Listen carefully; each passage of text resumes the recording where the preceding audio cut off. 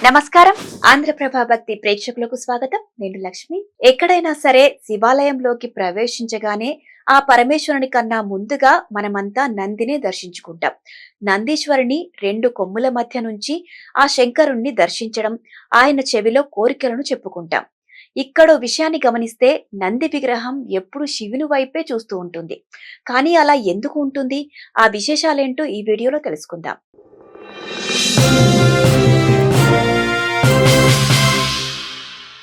శివాలయాల్లో తప్పనిసరిగా నంది విగ్రహం ఉంటుంది.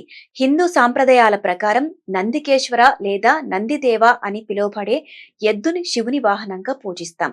నందీశ్వరుడు కైలాసానికి సంరక్షకుడిగాను ఉంటారు. మనలో చాలా మంది నంది విగ్రహాన్ని శివాలయంలో ఏదో అలంకరణ కోసం ఏర్పాటు చేసి ఉంటారులే అని భావిస్తాం.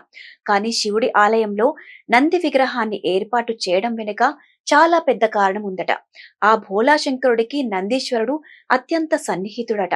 అందుకే ఆయన ఎప్పుడూ గర్భగుడి వైపు కూర్చొని శివుడి విగ్రహం వైపు దృష్టి పెడుతుంటాడు.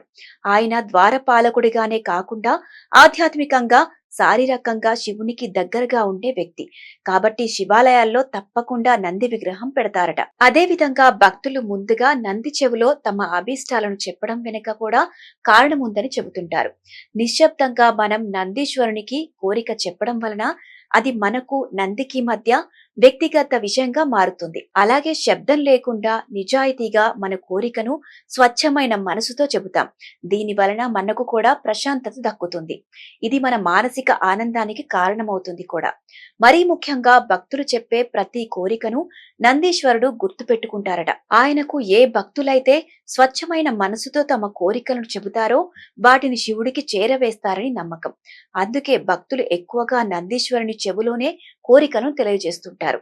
ఆరోగ్యం, శాంతి, క్షమాపణ ఇలా ఏ విషయమైనా సరే తప్పుగా అర్థం చేసుకోకుండా ఆ నంది దైవిక దూతగా పనిచేస్తారని విశ్వసిస్తారు. ఈ క్రమంలోనే భక్తులు శివయ్యను దర్శించుకోవడానికి ముందే నందీశ్వరుని దర్శించుకుంటారు.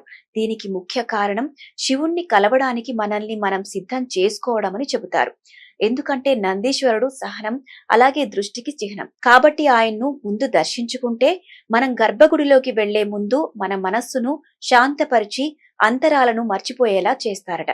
అందుకే శివుడి విగ్రహం ముందు నందీశ్వరుడు ఉంటారని కథనం.